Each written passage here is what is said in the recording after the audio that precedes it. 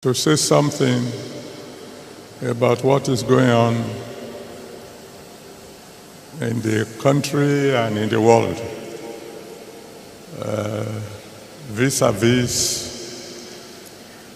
the statement credited to the President of the United States of America concerning the issue of genocide or no genocide in Nigeria. The second time ever was some years ago when the current president at that time said all churches should protest around the streets where their churches are, protesting against killings going on in Nigeria, particularly against Christians. On that day, on the Sunday that he said we should go out, I went out around Ebute Metta. It was in the news. If you go into the archive, you see the television people. I think they came specially to cover me. And the focus of my placard, if I know a time like this will come, maybe I would have I would have kept a video. On my placard, I wrote, "Every soul is precious to God." That's what was in my own placard, and I carried it myself. Every soul is precious to who? To God. Christian souls, Muslim souls, even enemy souls. That's what I believe then. That's what I believe now. Because every soul you kill, for whatever reason,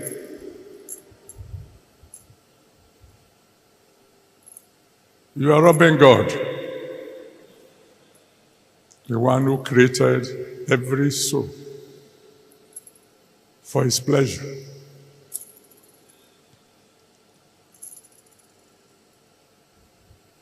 And until the President of Ghana says something about the issue that's going on, I will not be talking. What do you mean you will not be talking? I mean, I won't be talking to the people outside. There's nothing wrong in me talking to my own children.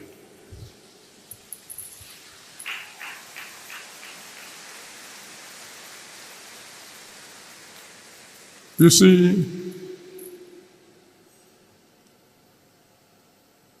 there was a time in Nigeria when Christians and Muslims were living together in harmony. Is that correct? In my family, my elder sister was married to a Muslim.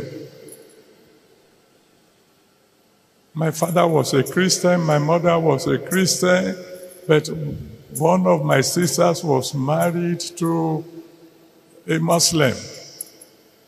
The name in Yoruba, I don't know how they call it in the real Muslim something, His name was Adiatu.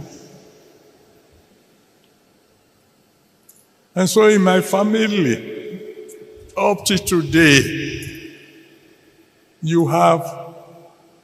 I have cousins whose name is Rasak. I have people who call Musili, whatever they call it, the correct something, and so on and so forth.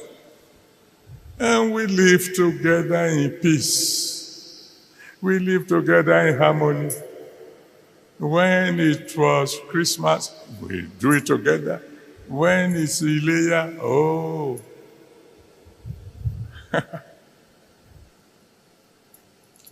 I had an uncle who loved me very well. And I tell you, anytime it was fasting time, I fasted. Not like him, oh. I fasted in that I didn't eat dinner.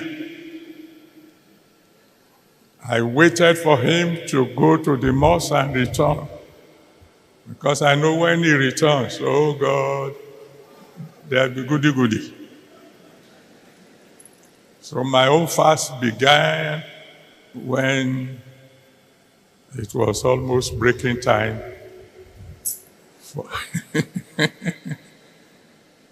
And I'm telling you, that man loved me like nobody else, even though my name is Enoch. He will wake me up in the night when they are finished preparing pounded yam. And we ate sari together. That didn't stop me from breakfast when going to school.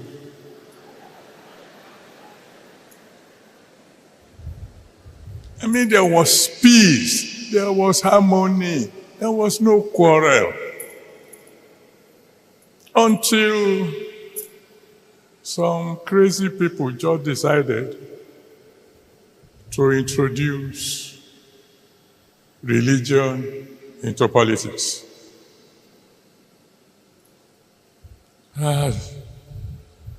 That's when everything went wrong. Now, you say, what about what is on the ground? Well, I'm talking to you, my children. In my own usual quiet way, I had related to all the presidents who were around when this trouble started. What did you tell them? Whatever I discussed between me and the big ones, top privacy.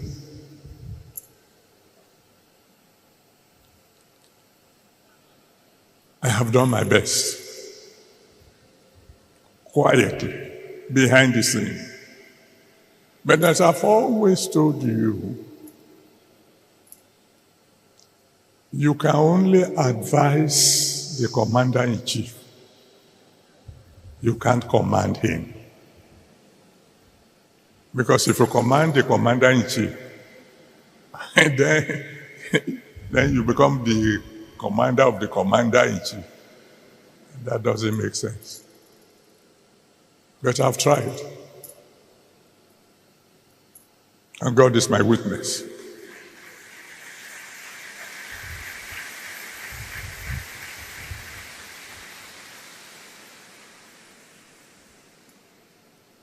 So then, I don't want to take much of your time. What should we do now? I'm talking to you as my children. If I were asked to make suggestions, I would say quietly to our government,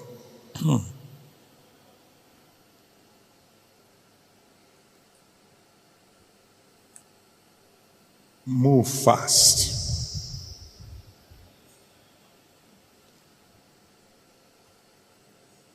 Move diplomatically.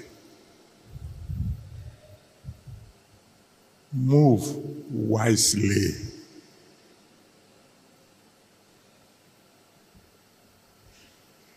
Find a way to convince the President of America to please delay his actions for about 100 days.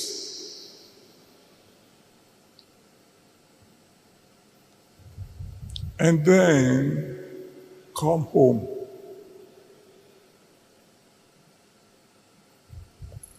And tell our security chiefs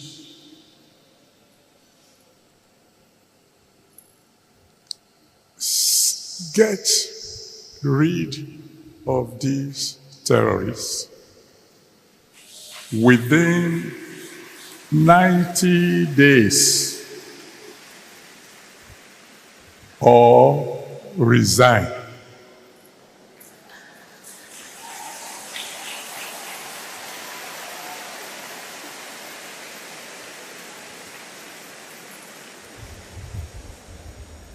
Now that, I'm sure, will sound familiar to those of you who have been following situation in Nigeria.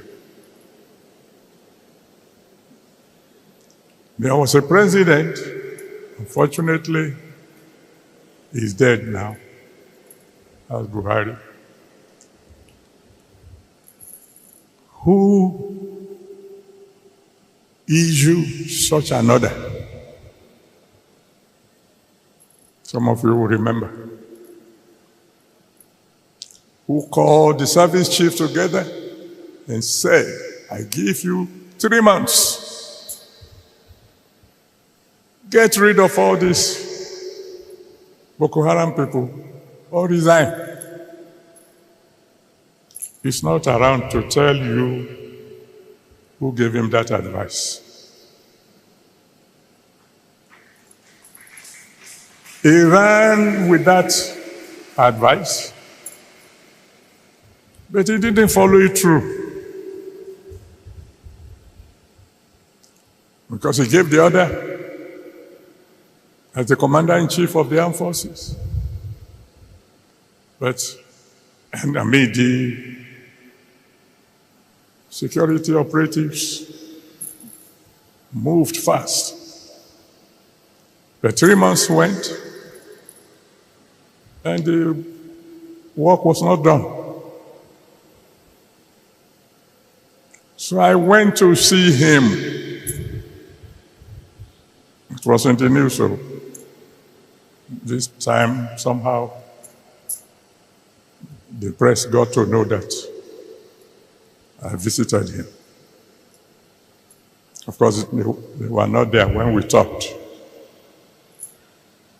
And unfortunately, like I said, he's not alive now.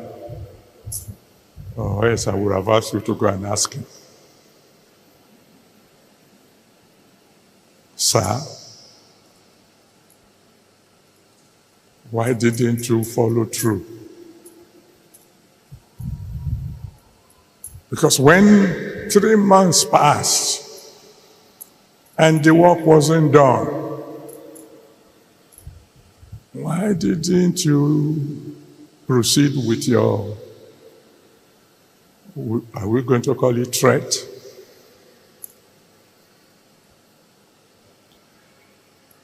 I won't tell you the details, but one thing came out of that meeting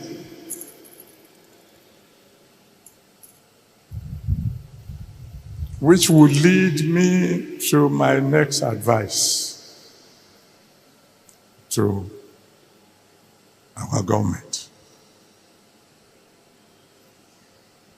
In case there's any of you who can get across to them.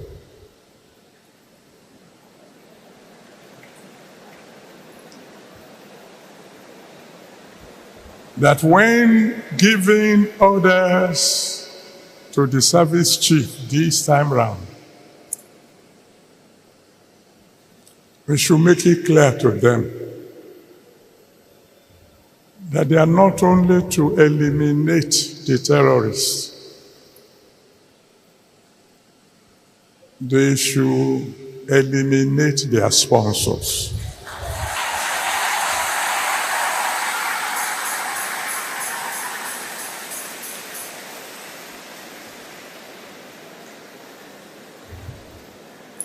No matter how influential they may be.